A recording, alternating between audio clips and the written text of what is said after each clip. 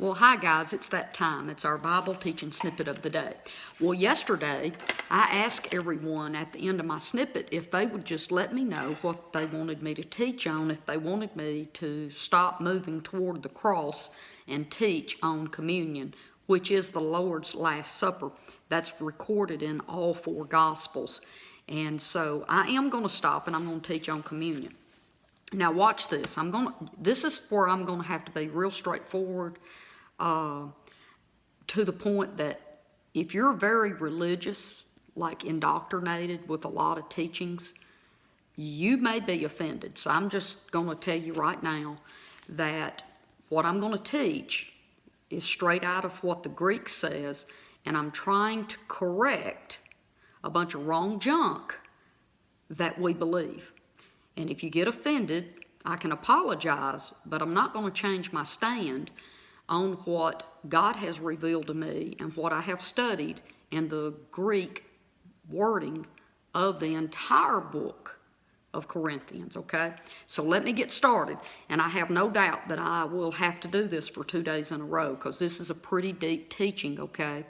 And again, my purpose is to change the way that believers look at communion and the value of it, okay? So here we go.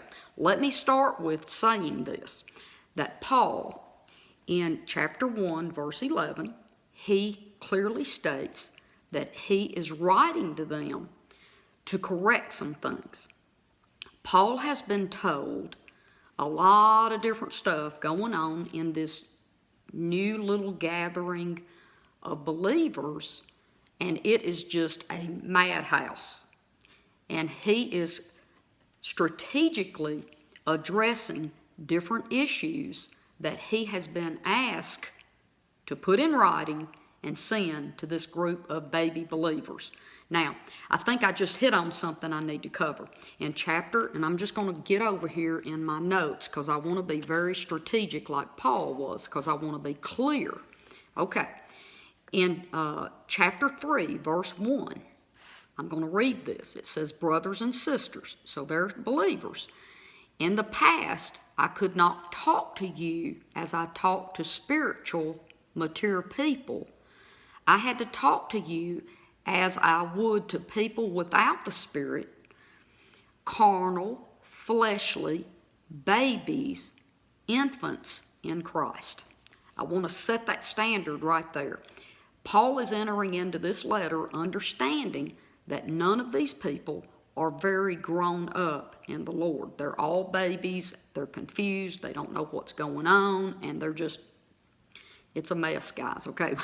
As my little kid Courtney would say, that's a hot mess. And it was a hot mess for Paul. Okay, so the next thing I want to talk about is this. He knows he's so harsh in this letter that the next letter that he writes, which we have as 2 Corinthians, he tells them 3 different times, watch this, how bad he feels for having to write the letter that he wrote. I'm in, wait a second, let me get that. 2 Corinthians chapter 2, verse 4, watch this. For I wrote to you out of great sorrow and deep distress of heart, and yes, with many tears, not to cause you pain, but in order to make you realize the overflowing love that I continue and increasingly have for you. Now, in 2 Corinthians chapter 7, verses 8 and 9, and then again in verse 12, he says again, he mentions 1 Corinthians to them again and tells them how much sorrow it was for him to have to write to them such a harsh letter. Okay, so now I want to give you this little tidbit of information. 1 Corinthians is not 1 Corinthians.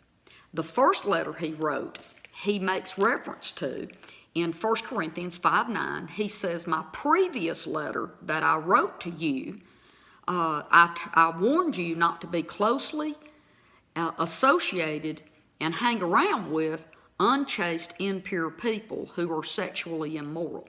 So actually, what I'm proving to you right now, it's just something for you to know. 1 Corinthians is actually 2 Corinthians. And 2 Corinthians is actually 3 Corinthians. We are missing the first letter he wrote. And so it's not confusing.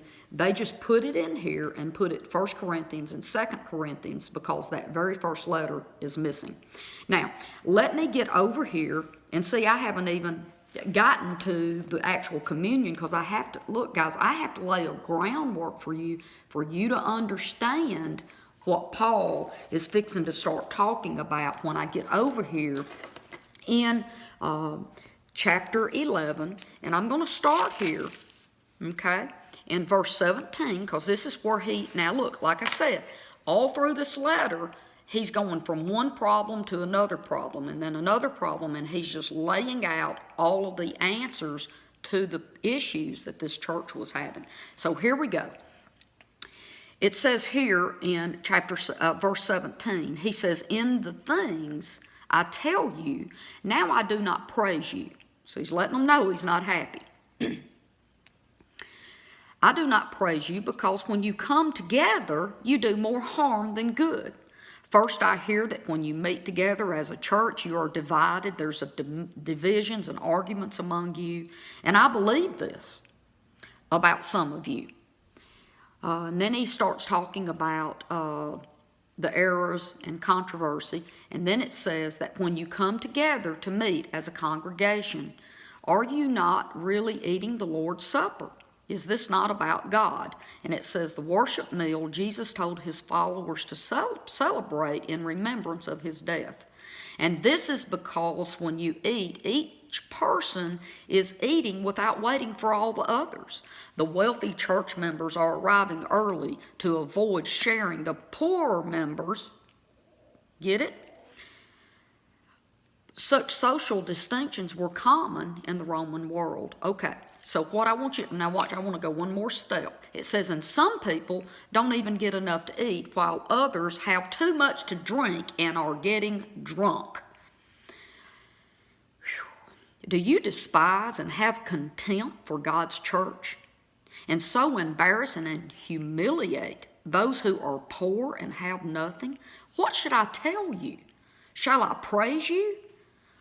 I will not praise you for doing this." Okay, I want to stop here today, but I want to wrap this up. You see, he is correcting what they're doing in a big full-course meal.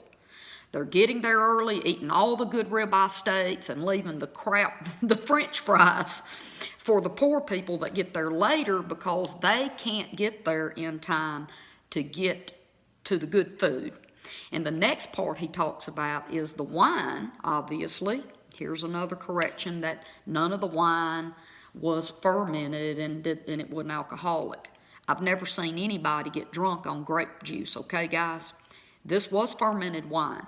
Are there two different kinds? Absolutely. There's the juice of the vine that can be just grape juice, but right here it's obvious this was fermented because people are getting drunk. So I want to stop right here today, and tomorrow I'm going to pick up and explain to you what Paul is correcting, and now I'm going to correct what the church is doing as a wrong reaction to this correction that Paul did. I'll see you right here tomorrow on Facebook. Bye-bye.